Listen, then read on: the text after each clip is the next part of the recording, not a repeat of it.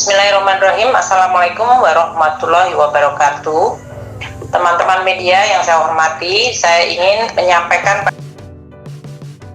penjelasan mengenai kebijakan pemberian gaji ke-13 untuk tahun anggaran 2022 bagi aparatur negara dan pensiunan. Karena ini beberapa minggu terakhir saya melihat ada berita mengenai hal itu, jadi sebaiknya kita juga menjelaskan secara langsung mengenai policy ini.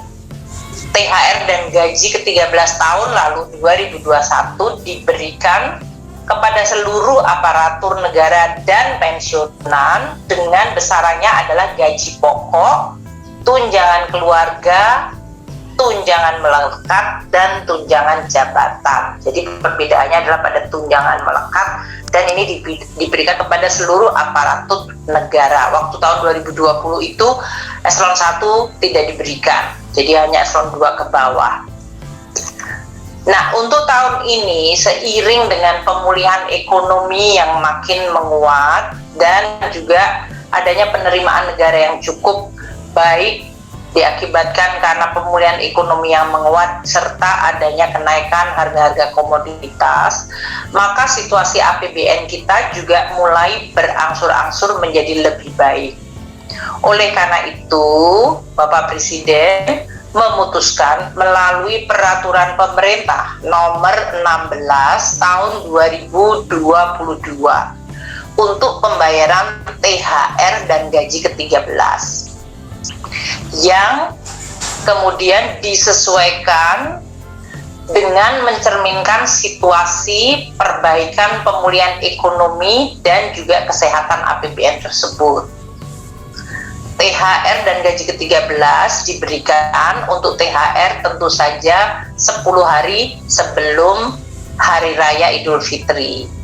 Gaji ke-13 diberikan biasanya pada saat menjelang tahun sekolah atau tahun ajaran baru. Ini merupakan wujud penghargaan atas kontribusi dan pengabdian aparatur negara dan para pensiunan di dalam menangani pandemi selama kondisi pandemi melalui berbagai pelayanan masyarakat dan tugas-tugas yang tetap dijalankan apapun risikonya dan upaya untuk memulihkan ekonomi nasional kembali. Kita mengharapkan dengan adanya THR dan gaji ke-13, percepatan pemulihan ekonomi nasional akan semakin didorong dengan menambah daya beli masyarakat, khususnya pada saat menjelang tahun ajaran baru, di mana kebutuhan terhadap belanja untuk kebutuhan anak-anak didik biasanya dihadapi oleh para orang tua. Nah, untuk tahun ini THR yang sudah kita bayarkan dan sekarang gaji ke-13 dibayarkan dalam bentuk atau sejumlah, pertama adalah diberikan kepada seluruh ASN sama seperti THR sebesar gaji atau pensiunan pokok ditambah dengan tunjangan yang melekat pada gaji atau pada pensiunan pokok tersebut, yaitu tunjangan yang berhubungan dengan tunjangan keluarga, tunjangan pangan, dan tunjangan jabatan struktural atau fungsional atau tunjangan jabatan secara umum. Itu yang kita berikan sama plus 50% tunjangan kinerja per bulan atau sebulan yang mendapat bagi mereka yang memang mendapatkan tunjangan kinerja. Jadi perbedaan dari tahun 2021 adalah THR dan gaji ke-13 tahun ini ditambah dengan 50% tunjangan kinerja per bulan. Nah, bagi pemerintah daerah aturannya adalah paling banyak 50% tambahan penghasilan dengan memperhatikan kemampuan dari masing-masing APBD atau fiskal daerah dan diberikan sesuai dengan peraturan perundang-undangan, termasuk di dalam hal ini landasannya PP nomor 16 2022 dan aturan perundangan yang menyangkut ASN daerah. Jadi untuk gaji ke-13 tahun 2022 ini, satu, diberikan kepada seluruh aparatur negara pusat. Ini jumlahnya sekitar 1,79 juta pegawai kita. Ya, dalam hal ini termasuk TNI Polri. Kedua, aparatur negara daerah. Jumlahnya 3,65 juta pegawai. Dan juga gaji ke-13 ini atau pembayaran yang ke-13 diberikan kepada pensiunan, yaitu jumlahnya sebanyak 3,32 juta orang. Berapa jumlah anggaran untuk pembayaran gaji ke-13 ini yang dalam hal ini sudah disediakan di dalam APBN kita tahun 2022, yaitu untuk seluruh ASN pusat yang bekerja di kementerian dan lembaga, total gaji ke-13 ini adalah 11,5 triliun rupiah untuk seluruh ASN pusat, TNI, dan Polri. Sedangkan untuk daerah, yaitu ASN daerah, anggarannya adalah sekitar 15 triliun.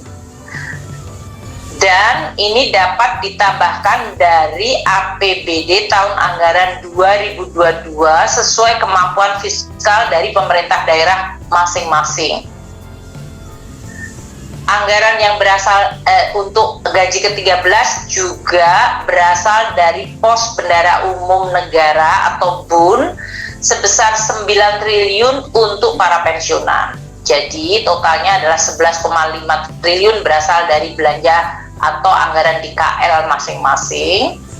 Kemudian 15 triliun yang ada di APBD pemerintah daerah, dan 9 triliun adalah yang berasal dari pos bendara umum negara untuk para pensiunan.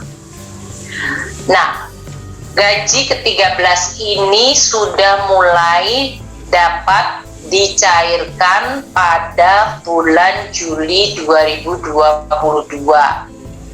di mana kementerian dan lembaga akan segera mengajukan surat perintah membayar kepada KPPN dengan deskripsi yang seperti tadi disampaikan, yaitu sebesar gaji pokok, tunjangan melekat, plus tunjangan 50% tunjangan kinerja.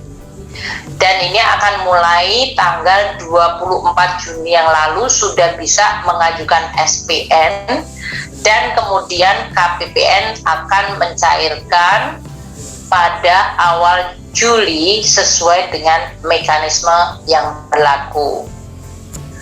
Kami menyampaikan terima kasih kepada seluruh aparatur negara termasuk TNI Polri yang telah melaksanakan tugas selama masa-masa pandemi dan terus menjaga pelayanan serta mengawal proses pemulihan ekonomi nasional sehingga Indonesia mampu untuk menjaga dan terus memulihkan kembali perekonomian dan sosial akibat pandemi, dan saat ini juga menyiapkan diri terhadap guncangan-guncangan baru yang berasal dari situasi geopolitik.